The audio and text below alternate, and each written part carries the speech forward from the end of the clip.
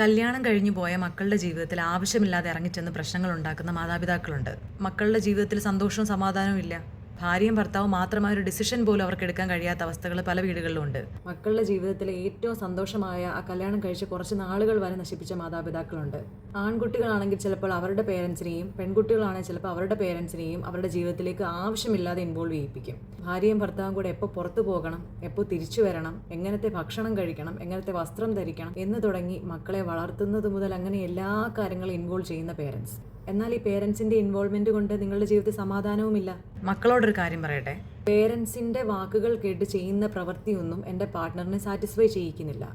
അങ്ങനെയെങ്കിൽ അത് ഒഴിവാക്കുകയല്ലേ നല്ലത്. നിങ്ങൾക്ക് പ്രായപൂർത്തിയായില്ല, നിങ്ങൾക്ക് ചിന്തിക്കാനുള്ള കഴിവില്ല, നിങ്ങൾക്ക് വരുമാനമില്ല, അങ്ങനെയുണ്ടെങ്കിൽ നിങ്ങളെ കല്യാണം കഴിപ്പിക്കേണ്ട കാര്യമില്ലല്ലോ. ചിന്താശേഷിയും ഒരു കുടുംബം നടത്താൻ കഴിവുമുണ്ട് എന്ന് കണ്ടിട്ട് തന്നെയാണ് ആൺകുട്ടിയെയും പെൺകുട്ടിയെയും കല്യാണം കഴിപ്പിക്കുന്നത്. അങ്ങനെ കഴിവുള്ള മക്കളുടെ ലൈഫിൽ എന്തിന് മാതാപിതാക്കൾ ഇൻ്റർഫിയർ ചെയ്യണം? ഇനി ആവശ്യമില്ലാത്ത കാര്യത്തിൽ മാതാപിതാക്കളെ ഇൻവോൾവ് ചെയ്യിച്ചിട്ട് പാർട്ട്ണറുമായി പ്രശ്നം ഉണ്ടാക്കുന്ന ഒരുപാട് ആളുകളുണ്ട്. അവരോടൊരു ചോദ്യം, നിങ്ങളുടെ ലൈഫിൽ അഭിപ്രായം പറയുന്ന മാതാപിതാക്കൾ കാരണം നിങ്ങളുടെ ലൈഫിൽ സന്തോഷം ഉണ്ടാകുന്നുണ്ടോ? ഉണ്ടാകുന്നുണ്ടെങ്കിൽ നിങ്ങൾ ഇൻവോൾവ് ചെയ്യിപ്പിച്ചോളൂ. ഇനി നിങ്ങൾക്ക് സന്തോഷമില്ല, സമാധാനമില്ല, നിങ്ങളും നിങ്ങളുടെ ഭാര്യയോ അല്ലെങ്കിൽ ഭർത്താവോ തമ്മിൽ എന്നും വഴക്കാണെങ്കിൽ അതിലെന്താണ് കാര്യമുള്ളത്?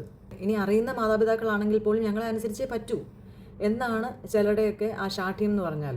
നിങ്ങൾക്ക് ബുദ്ധിയും വിവരവും ചിന്തിക്കാനുള്ള ശേഷിയും വന്നതിന് ശേഷമാണ് നിങ്ങളെ കല്യാണം കഴിപ്പിച്ചത് എന്ന് കൂടി നിങ്ങൾ ചിന്തിക്കുക.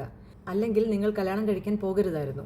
നിങ്ങളുടെ പാർട്ണർ നിങ്ങളെയാണ് കല്യാണം കഴിച്ചത്, അല്ലാതെ നിങ്ങളുടെ പേരൻറ്റിനെ അല്ല.